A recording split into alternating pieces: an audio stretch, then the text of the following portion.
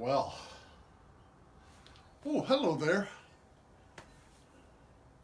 It's good to see you again. Welcome again to my study. Today is Thursday, a few weeks before Christmas.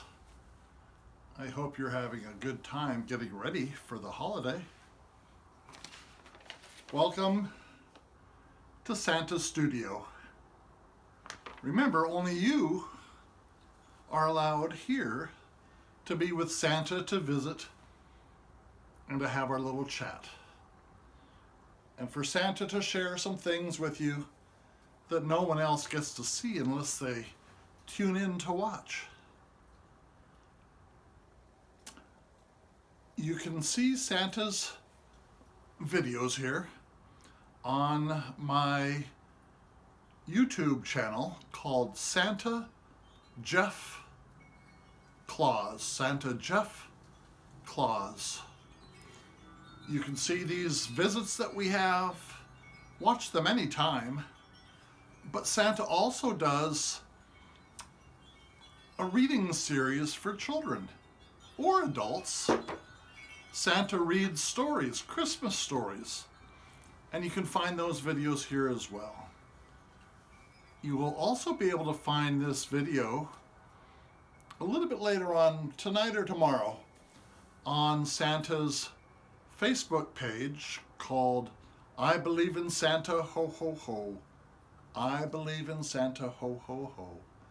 But I think the best place for you to see them is on Santa's YouTube channel, Santa Jeff Claus. Well, this is week 4 of season 4 of Santa's broadcast to the world. All who believe or those who aren't quite sure about Santa can tune in and enjoy our little visits. It's been a week since our last visit. Lots has happened. How is your week going? Are you still in school? Are you out of school yet? Are you healthy? If you recall, Santa was asked to appear at a wonderful holiday event in Orange County, California.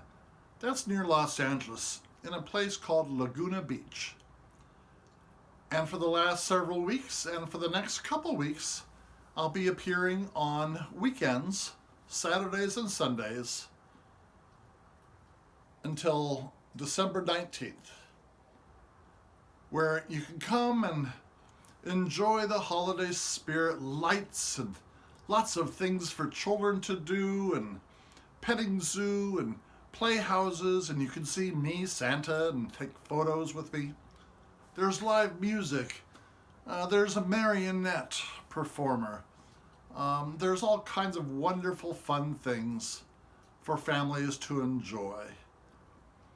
I always enjoy the nighttime there best. We are open from 10 till 7. It's called the Sawdust Festival Winter Fantasy. It's on weekends from 10 to 7.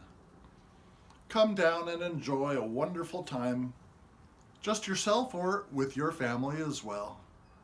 It's a wonderful, wonderful time. Santa has got to see so many wonderful folks. This year, it seems in particular that there are a lot of pregnant mommies coming through, and Santa gets the pleasure of sitting with the mother-to-be and announcing that this is actually baby's first Christmas. I've also seen lots of little babies.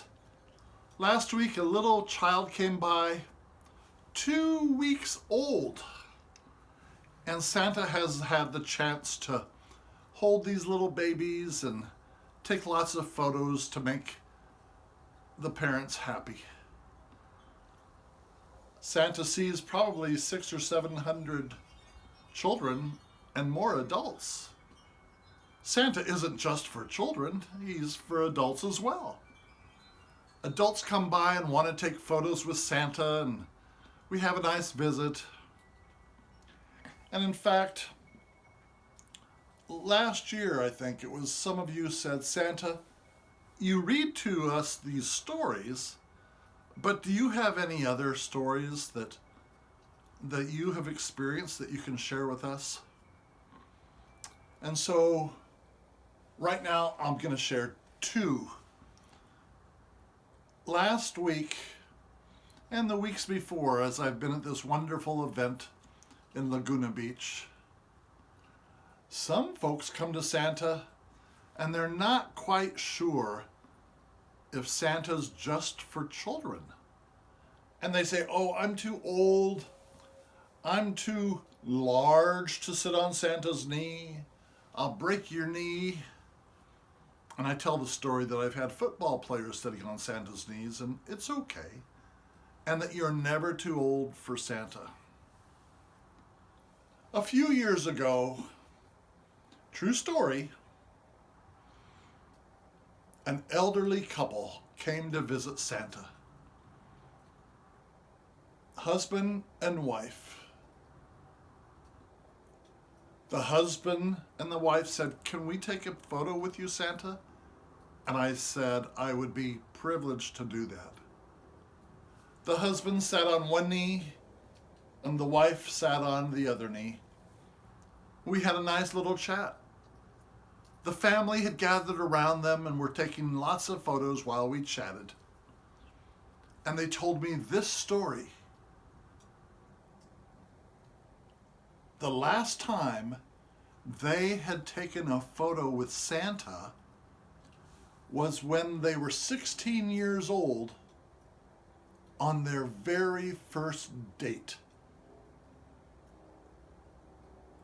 That was remarkable, because they then went on to tell me that they were 95 years old and had been married all of these many, many years.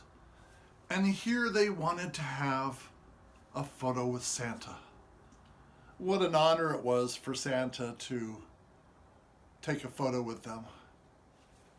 And the message here to those who were wondering about if they're too old for Santa is no, you're never too old to believe in Santa. True story. One of Santa's tales. I hear lots of them as I travel around the world and visit with folks. It seems as though we have some very wise young children. Many have come to Santa this year and have basically asked, well, yes, for the toys and the Nintendo Switch and a Barbie house and a dump truck, or something similar. A lot of people want the cell phones and so on and so forth. But there are a few special children who have come to Santa and have said, Santa, I don't need anything. I have everything I need. Another said, Santa, I just want my family to be together.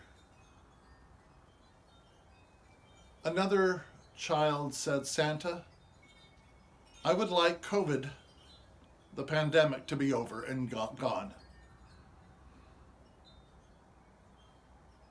Another young child said she just wanted peace in the world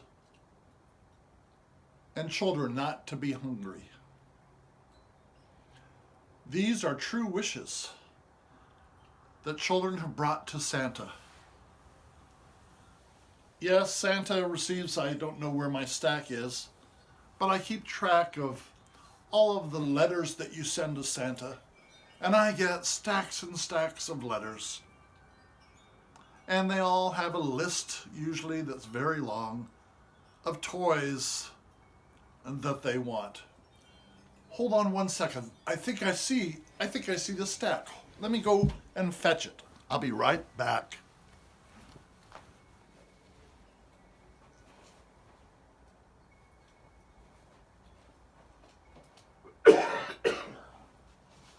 Here it is.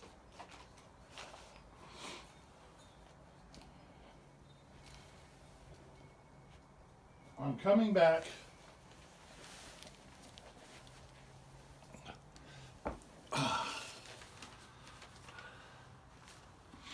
But before we do, I forgot to start with our traditional opening. Do you remember? Every episode, I got so busy and excited about visiting with you, I forgot to let you know. Here comes Santa Claus, my favorite snow globe. Wonderful. Here's some of the letters.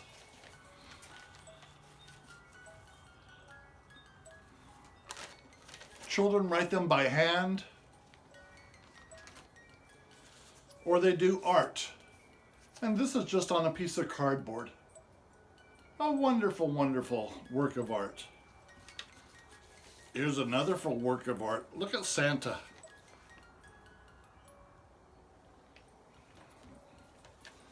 Some of them are a little bit fancier.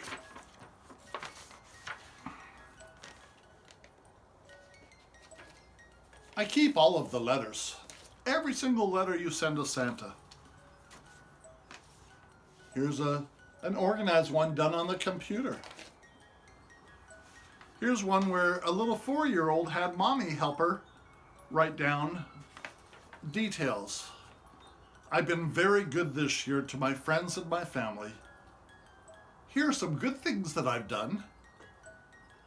I've tried to use manners. I say please and thank you, and I'm sorry. I love going to school. I try to share. And I control my tantrums too. I hope I'm on your nice list, Santa. And this little child wants all kinds of construction toys. All kinds of wonderful, wonderful stories and wishes from children. But those few children who came up this last few weeks and said to Santa they wanted COVID to be done, they wanted everyone to get vaccinated to get us healthy as a world. They wanted world peace. They wanted children not to be hungry. And that was basically those children who really had deeper wishes for not themselves, but for others. Santa's always hoping that his believers will not just want things for themselves, but more importantly, will want things for other people. Good health, not being hungry.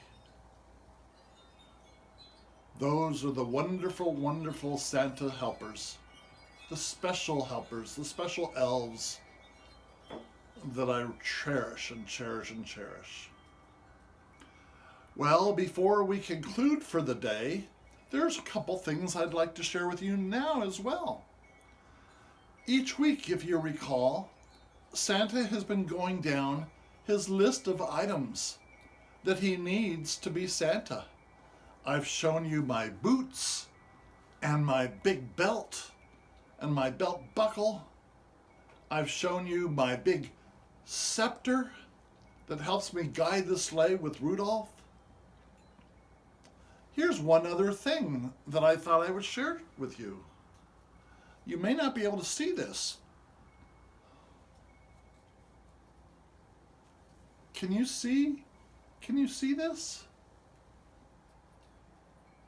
It's just a small, what looks like a rock, a black rock. Would you like another true story? One of Santa's tales? A few years ago, I was appearing in a parade and a little girl came up to me. Oh, she must have been probably about 10 years old. And she sat on Santa's knee and we chatted. And she said, "Santa, I don't need anything for myself. Can you bring my brother a new pair of boots? Oh, Santa, and if possible, can you bring me a lump of coal?" Well, perhaps you've heard that if a child hasn't behaved well and isn't trying their best and is being grumpy and mean and so on and so forth, Santa sometimes will leave that child a lump of coal. Not a shiny toy or anything like that or a dollhouse, but a lump of coal. Going back many, many years, it was this lump of coal around the world that people would use to heat their homes. And so it was good for that. But it certainly wasn't a toy, was it? Well, I said to this little girl, "Why do you want a lump of coal?" She said, "I didn't know what it was. I've never seen a lump of coal. And I've heard that children who have been behaving poorly get a lump of coal." I said, "Well, I'm sorry. I can't bring you a lump of coal." "Why not?" the little girl answered. "You're on Santa's nice list." And I opened up my book of lists, and we found her name right there on Santa's nice list. Rebecca was on Santa's nice list. I said, "I'm sorry, I can't bring you a lump of coal, but I can show you the one that I carry in my pocket." And so I showed her this very lump of coal. And again, we highlighted that only children who are behaving poorly receive lumps of coal. So if you're on Santa's nice list like Rebecca was, don't worry about getting a lump of coal. Be a wonderful child, a wonderful adult. Another true story, one of Santa's tales. Ho, ho, ho, ho, ho. I love these stories, especially the true stories. But now, you may be waiting because we're going to continue reading in our chapter book. If you're new to these broadcasts, you'll know that Santa has read many, many stories over the years. Most of them are picture books with beautiful illustrations. Well, this year we started reading this chapter series. Christmas Stories by Laura Ingalls Wilder.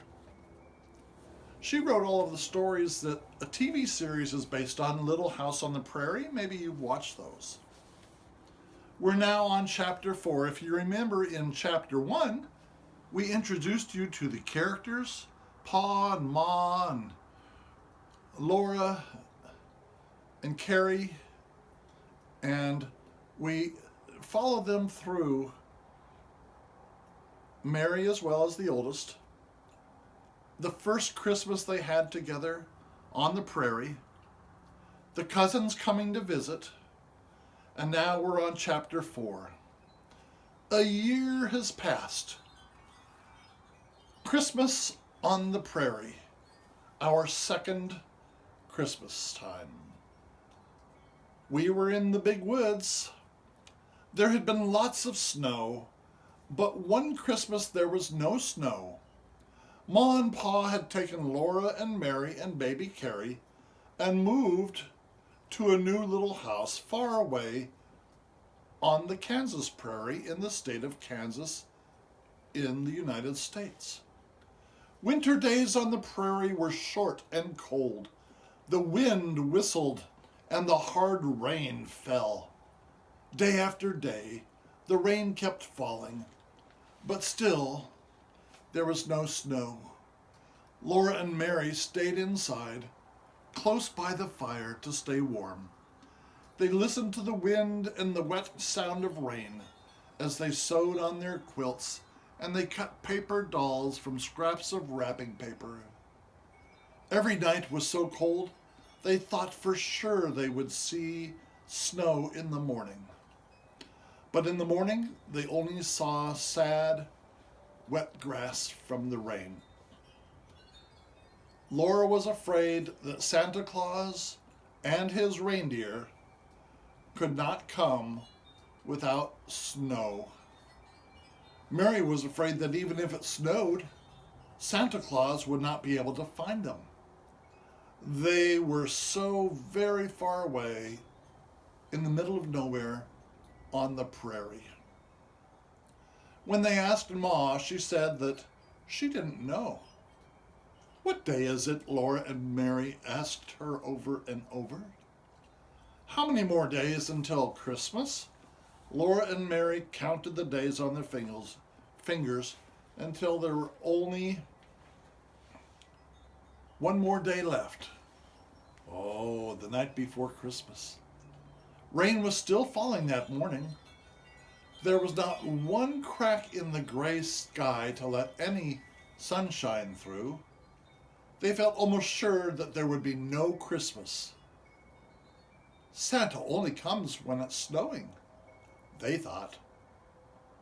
But the girls kept hoping. Just before noon, the light changed. The rain clouds broke and they drifted apart. The sun came out and the birds sang. Drops of water sparkled on the grass. Ma opened the door to let in the fresh, cold air, and they heard a loud roaring. It was the creek. Laura and Mary had forgotten about the creek in front of their house. So much rain had made the creek wider and deeper. Now Laura and Mary knew they would have no Christmas. Santa Claus just could not get across that roaring creek. He would drown. Pa came in bringing a big fat turkey that he had hunted in the woods. It was going to be a wonderful Christmas, except Santa couldn't visit them. How's that for a Christmas dinner, Pa said, asking the family because he was proud that he was able to get this turkey for the family. Laura said yes, but she didn't feel happy. Mary asked Pa about the creek. He said it was still rising. Ma said it was too bad. She hated to think of Mr. Edwards. Mr. Edwards you'll meet later on in the story. He was their neighbor from far away. She hated to think of Mr. Edwards eating his Christmas dinner all alone. Mr. Edwards was their neighbor. He didn't have a wife or a family of his own. So Ma and Pa had asked him to Christmas dinner. That current is too strong, Pa said. We'll just have to make up our minds that Edwards won't be here tomorrow for Christmas Day and dinner. Of course, that meant that Santa Claus could not come either if Edwards could not make it across the creek. Laura and Mary tried not to mind too much. They watched Ma get the wild turkey ready for Christmas dinner. It was a very fat turkey. The girls were excited that they might be able to have a drumstick. Ma told them they were very lucky girls indeed. They had a good house to live in, a warm fire to sit by, a big turkey for their Christmas dinner, and a warm bed to sleep in. Indeed, even if Santa Claus didn't arrive, they were very, very fortunate. Ma said it was too bad that Santa Claus wouldn't come this year. But they were such good girls, and he hadn't forgotten them. He would surely come next year. Laura and Mary knew Ma was right. Still, they were not happy. Laura and Mary, they sound as if they're like some of those children that Santa has recently met who don't want anything for themselves. Very generous girls. After supper, they washed their hands and faces. They buttoned their red flannel nightgowns and tied their nightcap strings. They said their prayers quietly and they went to bed. Ma and Pa sat by the fire, and after a while, Ma asked Pa to play the fiddle. "I don't seem to have the heart to, Caroline," he answered.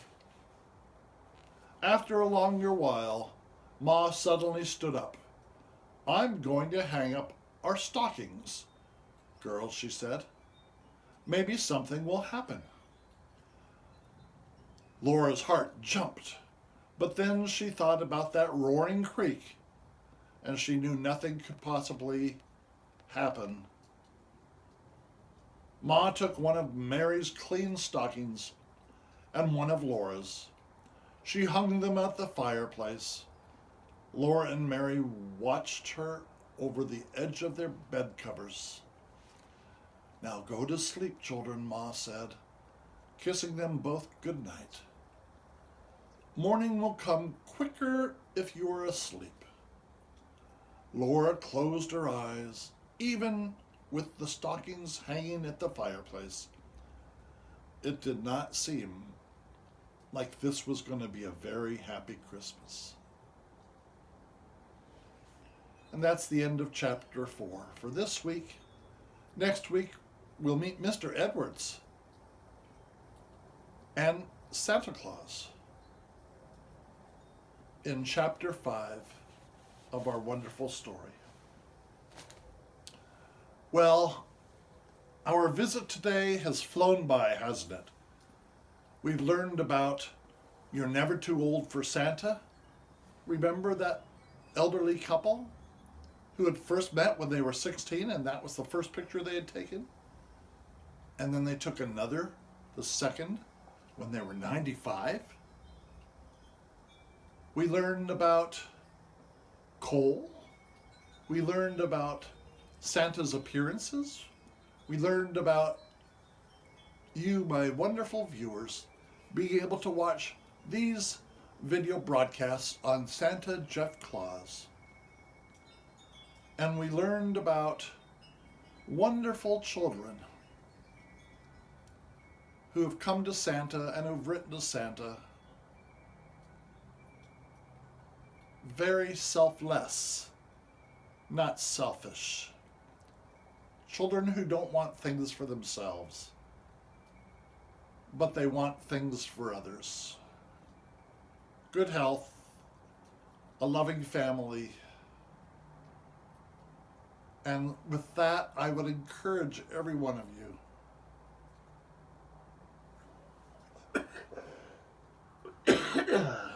excuse me, I would encourage every one of you in this coming week until our next visit,